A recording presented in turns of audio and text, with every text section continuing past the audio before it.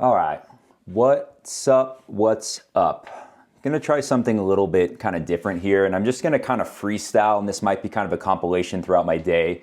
And this is just something that's been somewhat on my mind. Well, and it's because I had this discussion with a client yesterday, and this is this premise of, how can we get, fitness to stick, and more specifically, stick long term. This is something that we have such a hard time with, both from a fitness and even more specifically a nutrition perspective. But if you look at statistics on it, it's really, really bad. Meaning most people will entirely fall off. Nutrition is really, really bad. It's something like after I think 2 or 3 years, like 90% of people will gain their weight back. And I have to imagine with fitness, it's probably something similar, probably not quite as bad. So it's like, and I had this discussion, and this is a big thing that I try to push with all of my clients is really, really taking our time in trying to find something sustainable, practical, something that we can do long-term, something that you can enjoy, et cetera, et cetera.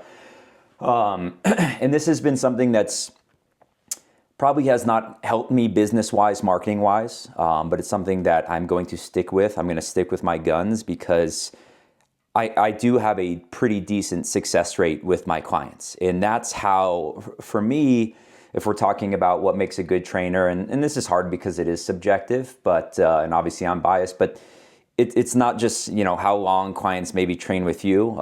In some ways, I think that could be not good. I think you should have clients graduating, and I think you should have clients that are graduating that you can check in on in 6 months, a year, 2 years, and they're still on their, fitness journey. And I understand everyone is different, so just kind of take that with a grain of salt, So anyway, yesterday, one of my clients, David, we've been training a little bit over 3 months. And something I like to check up on my clients quite frequently is, wins, losses, and kind of really delving into the psychology of what gets them to show up, what keeps them motivated, what keeps them on the track, and vice versa, the other side of the coin of what makes them feel discouraged, what makes them feel like they don't want to come back, et cetera, et cetera. So that's what we were going into. So I kind of asked them this vague question of, what are things that within these last 3 months that you're proud of, or what things that you're like, all right, this is working, I want to keep, pushing forward. And for any coaches, trainers out there, I think this is an important question that you should be checking up on. And that's just going, again, broadly into the psychology. This is something that for a couple years, I somewhat, I don't want to say fully paused, learning about fitness, exercise modalities, blah, blah, blah, blah, blah. But I just really, really went deep into the psychology of motivation, discipline, why, we would adhere to a program, why we would fall off from a program, staying encouraged, discouraged, et cetera, because without that, we don't have anything. I mean, this is the driver of everything. This is what makes us want to start a new program, want to stop a program, what keeps us encouraged or discouraged or whatever. This is everything. Without this, it doesn't matter. Again, you can mad scientist the best program out there. I mean, and literally, you can take every body scan and say, here, whatever, Brian, whoever, here's the best program. But if they don't adhere to it for whatever variable, they don't like it, it's not practical for them, it doesn't matter. It's irrelevant. It's irrelevant at that point in time, So we are really trying to, as trainers, as coaches, I'm trying to bridge the gap between fitness and them, and I'm trying to meet them where they're at, And a lot of this is trial and error, and this is another big thing. And this took me a while as a coach to get confident at, because confident, jeez, sorry, brain's going slow. Confident at. And that's not always having all the answers. Early on in my career, I hated that. I hated when I didn't know the answers. I hated saying I don't know. And as I've gotten older and I've progressed further in this career, which I've been doing for 13, almost 14 years now, I have no problem with saying, I'm not really sure, because that's generally followed up with, but we'll figure this out, And a lot of this is together. Coaching is a collaborative thing, and I tell him that it's like, there's going to be a lot of trial and error through this program, but just please, let's stay on track. And I promise you will be better each week, each month, each year, or whatever, as long as we just don't fall off, okay? So there will be speed bumps of discouragement and these mini failures or whatever, but that's fine, because we're constantly just playing with these toggles. Oh, that didn't work, let's do this. That didn't work. And things just change regardless, whether it's through the seasons, the months, or whatever. Not everything is going to stay constant. What worked really, really well for you, whatever, quarter one of 2022 might not necessarily work well for you quarter one, 2024, because just things fucking change. Life changes, you know? All right, so let's get kind of back on track. So yesterday I was asking him this question of, you know, what are some of the things that make you feel like, shit, this is working, I'm happy with where things are going, and blah, blah, blah, blah, blah. And the biggest one for him was, and just making this a sustainable long-term thing is commitment, all right? So, and I love that he touched on this. And this is something that I do think as a trainer, as a coach, that you should preface this if you're doing a consult and stuff like that. And this is another hard one, because sometimes you're fighting what they might see on social media, that things could be done like that. And I try to tell people straight up, that's not how this works. This is going to be essentially a lifelong journey. I mean, this does not end. Fitness never, ever ends. So again, kind of buckle up, look out the windows, enjoy the ride, smell the flowers, whatever, constantly, but this is going to keep going and going and going. So that's the first thing I try to, you know, really, really install in them or whatever. And that was big for him, that he was like, you know what, I want to make a commitment for a year minimum, which I think is fucking awesome, because most people I'm gonna do a month commitment. And frankly, I'm not saying you won't see anything in a month. I do think you'll start seeing some sort of progress depending on what metrics you use. But this takes some time, you know, and this is what I was telling him. And again, I'm biased or whatever. Some people are like, oh my God, a year. I'm like, dude, at least for me, I'm 33. A fucking year is not that long. And I'm so glad he touched on this, because it's incredible that it's like, dude, if you commit to a year, 365 days, like, this can be absolutely fucking life-changing. You can be pretty much an entirely different person in 1 year. So for him, you know, he shared, and he's been vulnerable, and I love this that he's on. He was like, I was a fat kid growing up, you know? So he went from that for however many years, 30 years, and knowing that in 1 year, he can have an entirely different identity, and we can touch on that later, because I think that is a big part of making this stick for forever is, and you see people, and I'm sure some of you have seen this out there, where it's like these people that have gone through these super long-term changes that they almost had to kill that identity. They're no longer the fat kid or whatever the fuck narrative they have in their head. Fuck that bullshit, dude. You are whoever you want to be. And this is part of the process too, in my opinion, of coaching and whatnot. And we'll go through all of that. But that was the first thing I wanted to touch on, is just fucking commit, dude. And try not to do it for 4 weeks, you know, like if you can do a year, you know, you say, all right, I'm going to give this full fucking year, but actually commit and prioritize this. So he has done an amazing job with this. Again, we've been going for, I think it's about 10, 11 weeks. He's committed to 3 days a week, and that was his commitment to both himself and to me. And he has not missed a day. I think there's been 1 or 2 weeks where we had to switch days because he wasn't feeling good, which is fine, that's gonna happen. But we have hit 3 days a week every single week since he started. So again, number one, fucking commits. Give it more than 4 weeks, give it more than 6 weeks. I'd say a minimum of 6 months, all right?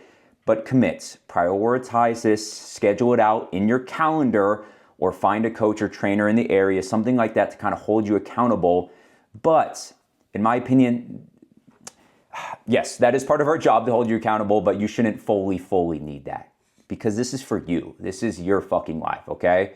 So, number one, commit. I'll see you back with number two. All right.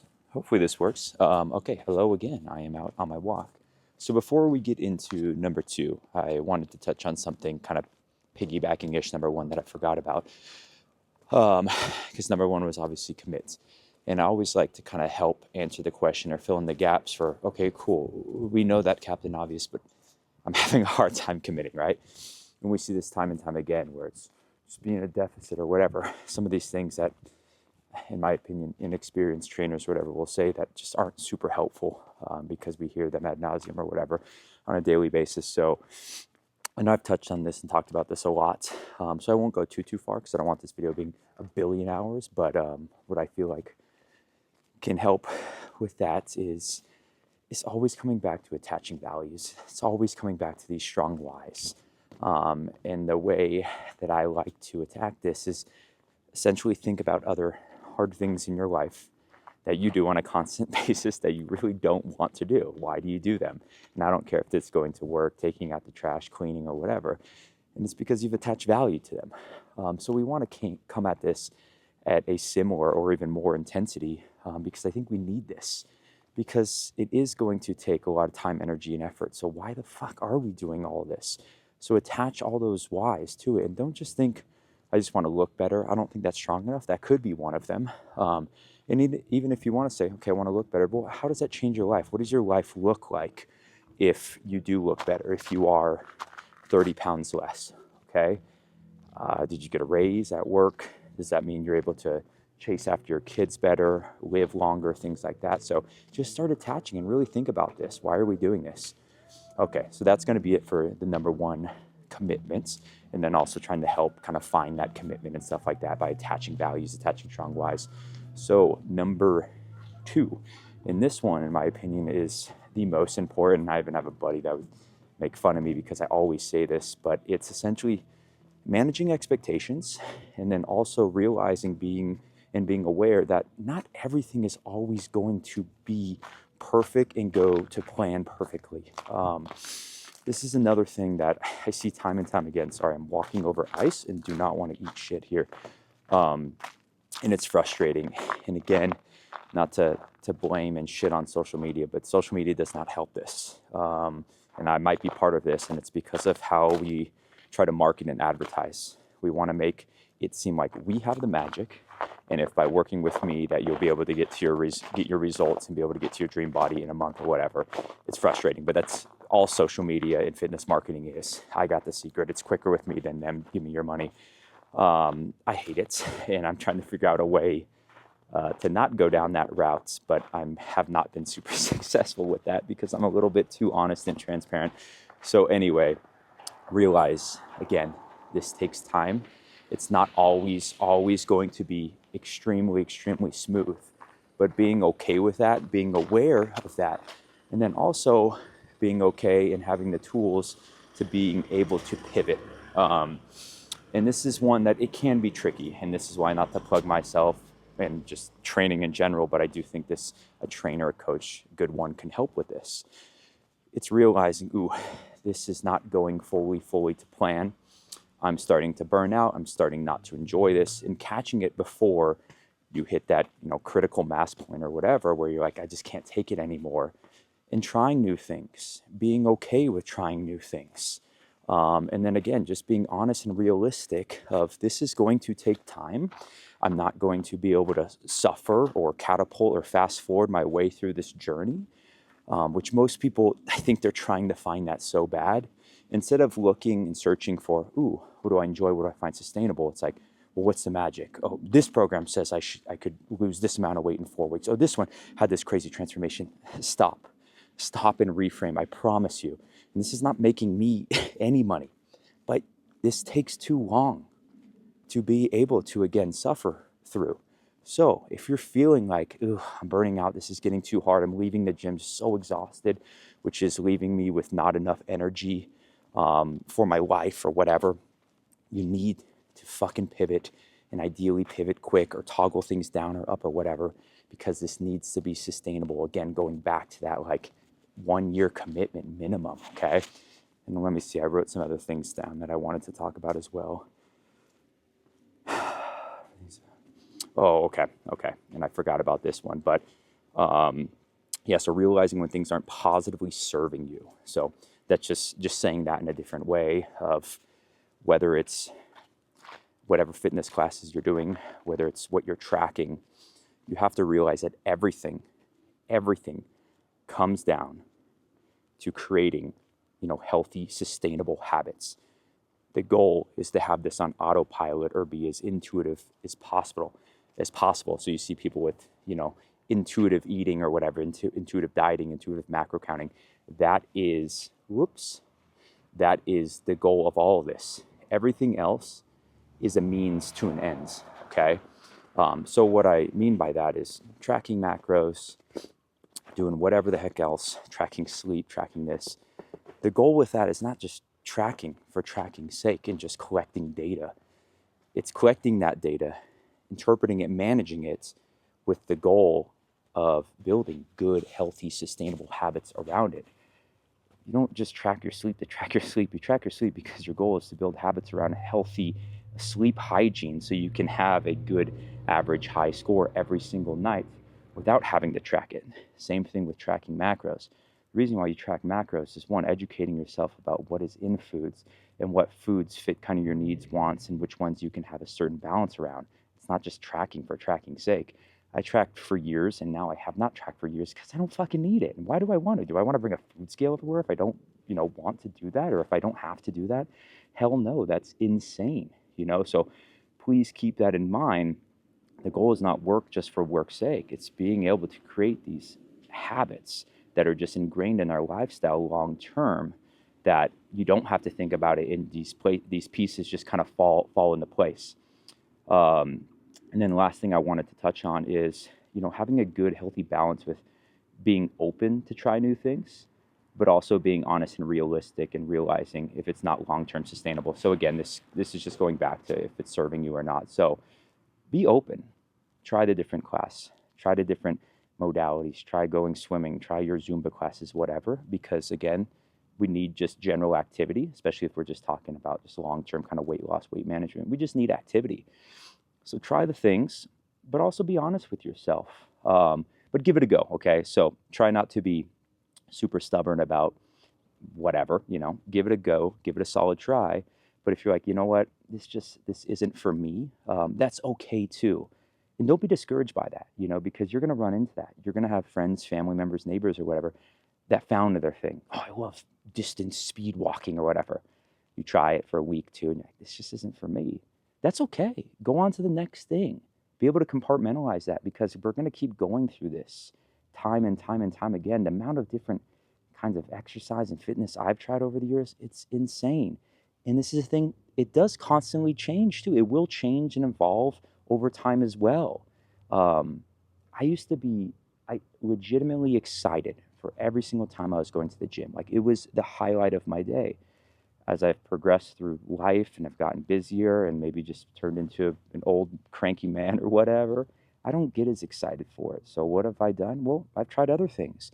I got into running. I got back into jumping. I got into triathlons. And it's just to keep things kind of fun and fresh. And then we can touch on this a little bit later, but if you can build a community around that and a support system, I think that's so fucking amazing. But again, that might not always land perfectly, but still be on the pursuits to find the thing that you enjoy and love. Don't get discouraged if it's not the first, second, or third try. That's totally, totally fine. And then just manage your expectations, through this journey, being honest, knowing when to pivot, knowing when to try something new, but also being open to try things and actually give it a good try. So there's number 2 for you. Well, hello again. All right, now it is my breakfast time. So let's go over number 3, okay? And this is circling back, and I know I'm all over the place here, and I'm probably just going to do these again. I'm just riffing, kind of ranting about stuff that has happened in my life with my clients or whatever.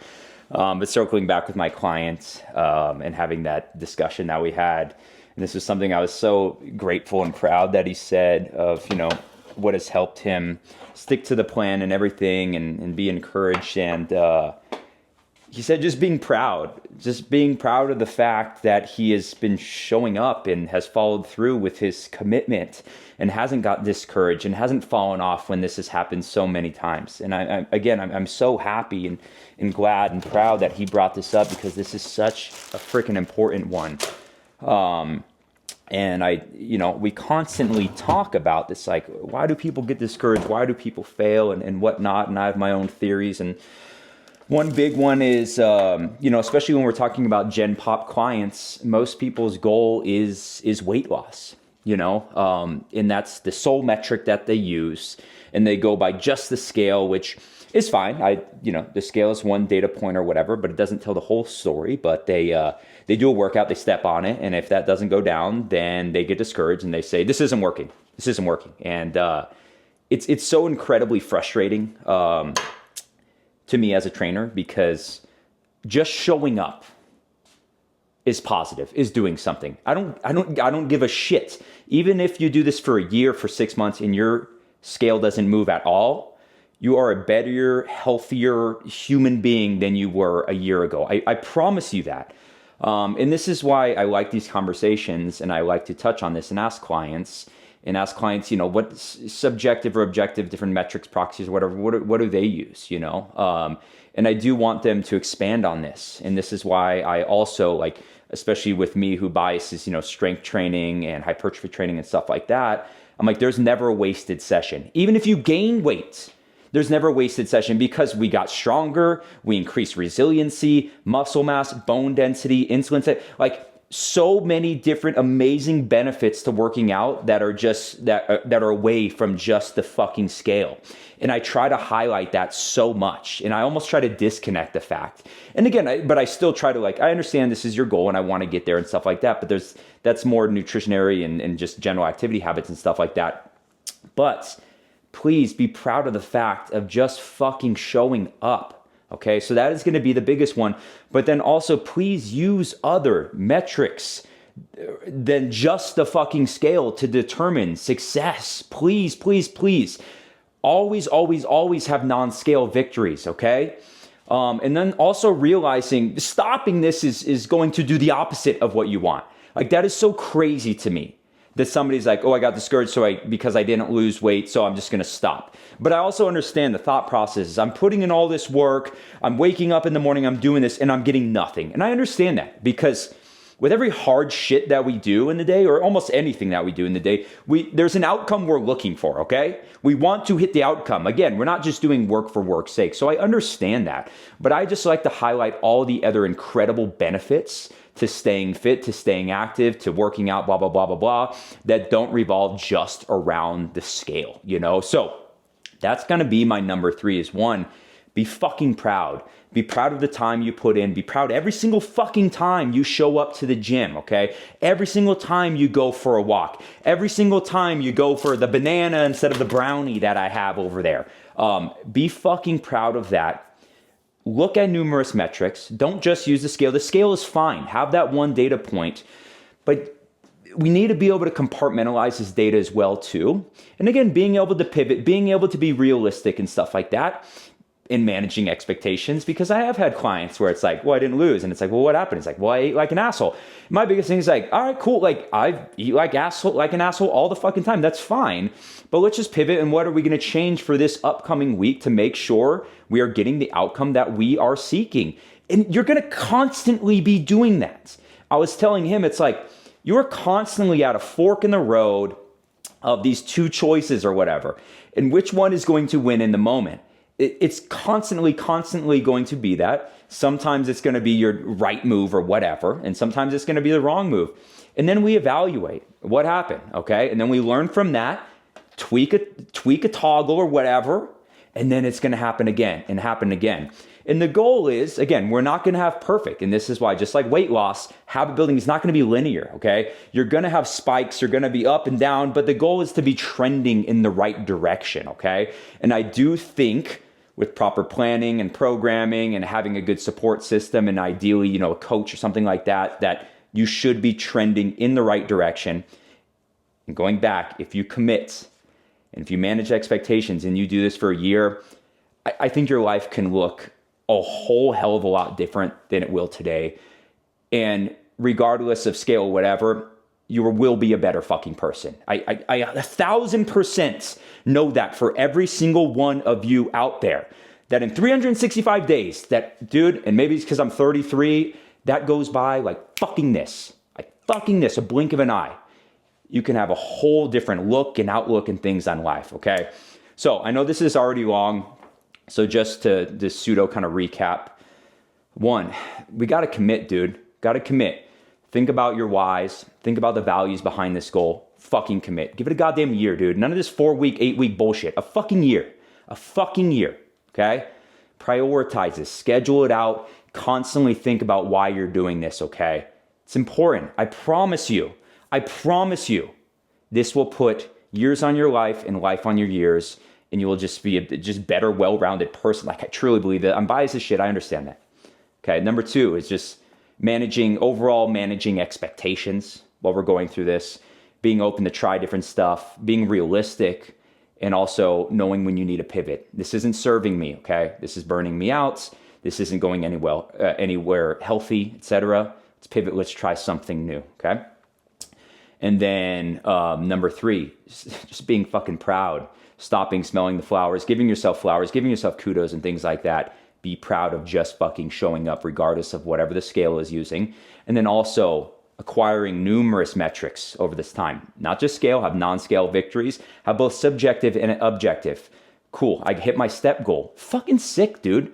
Not everything is going to be perfect. It never is. Even on my life or whatever, that I have this pretty dialed in.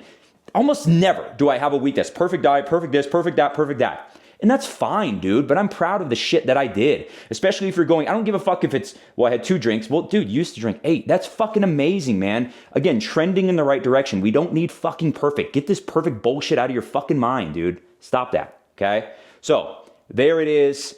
Thank you, guys.